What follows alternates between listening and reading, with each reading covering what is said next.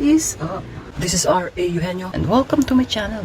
So, for today's video, we're going to cook a Chinese. Bakit mo naman inaway? So, kidding aside, we're going to cook a Chinese dish. Hindi chino, kundi prito.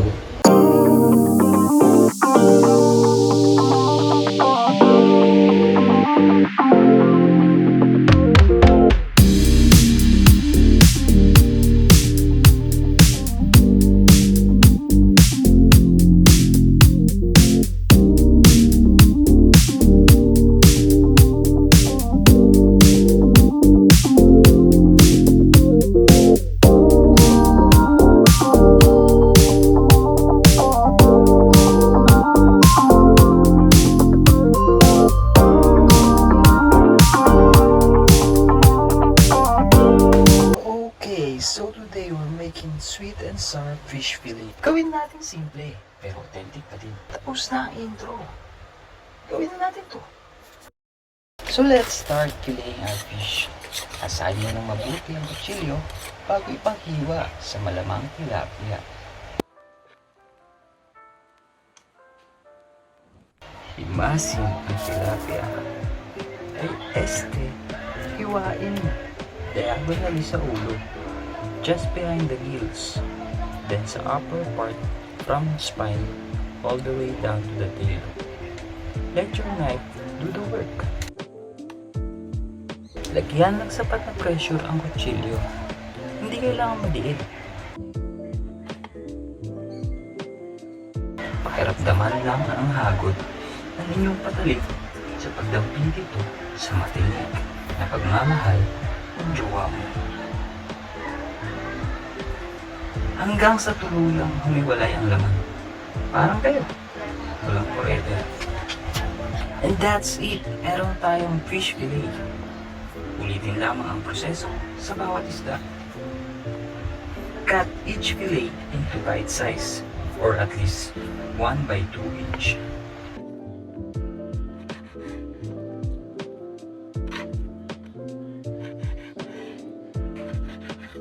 Then place it into the mixing bowl.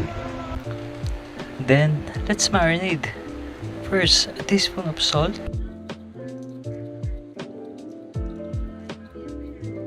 and pepper, a teaspoon of MSG, and a teaspoon of garlic powder. Paikutin siya gamit ang iyong sariling kamay. Total, doon ka naman magaling. Haluin mabuti hanggang kumapit ang lasa sa isda.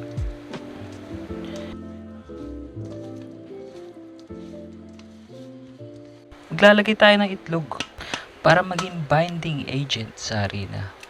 And also to tenderize and maintain the moisture content of the fish. Then mix that bad boy before putting at least a cup of all-purpose flour,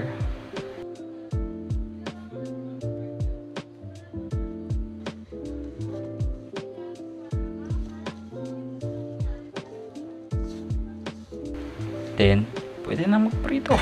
First, preheat your pan bago ilagay ang mantika. The oil temperature should be at least 350 degrees Fahrenheit, or pag tama na ang init niya, dahan-dahan mong ilubog at ibaon ang tilapia.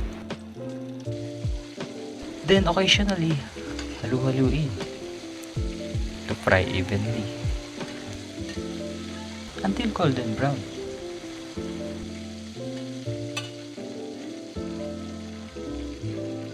Pag okay na, hanguin at ilagay sa strainer to separate excess oils. Mantika nga nagsiseparate. Kayo pa kaya? Excess is sobra. Pag sumusobra na, iwalay na.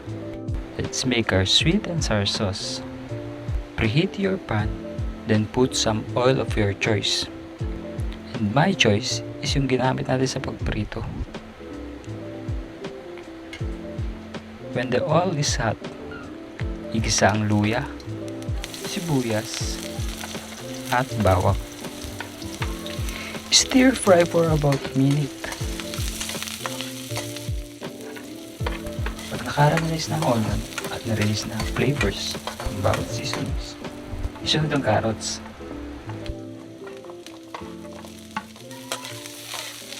Para mapalambot. At crispy pa din.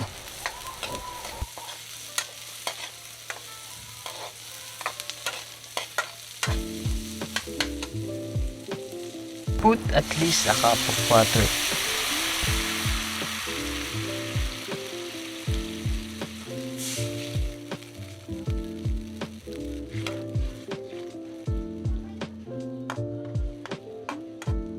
And let it boil with medium heat bago natin timplahan. So after 2 minutes of boiling, put 2 tablespoons of soy sauce, additional cup of water,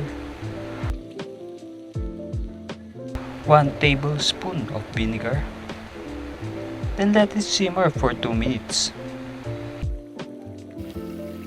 Then let's put our slurry. This is a mixture of 1 tablespoon of cornstarch and 2 tablespoons of water, and was whisked together really well. Mix that bad boy occasionally para maiwasan ang pagbubuo ng starch at mapalapot ang sauce.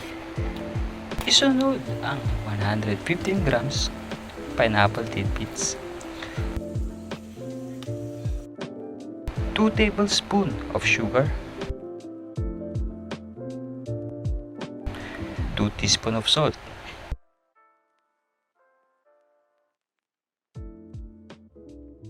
1 teaspoon of pepper, 1 teaspoon of MSG, and 1 teaspoon garlic powder. Then mix it together very well. And finally, mamamasa na ang tilapia sa malinamnam na katas ng ating sweet and sour sauce. Ooh, lala! Ayan, haluin para mamasa at sumarap ang tilapia.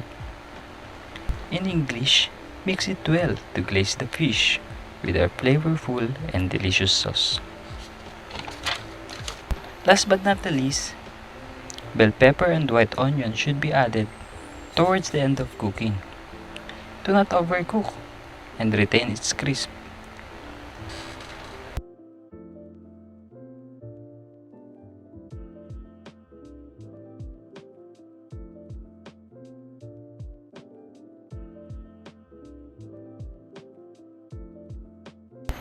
Alright guys, and that is it. So we made our sweet and sour fish fillet. Try this easy recipe. Taste it. Came out very moist and melt in your mouth delicious.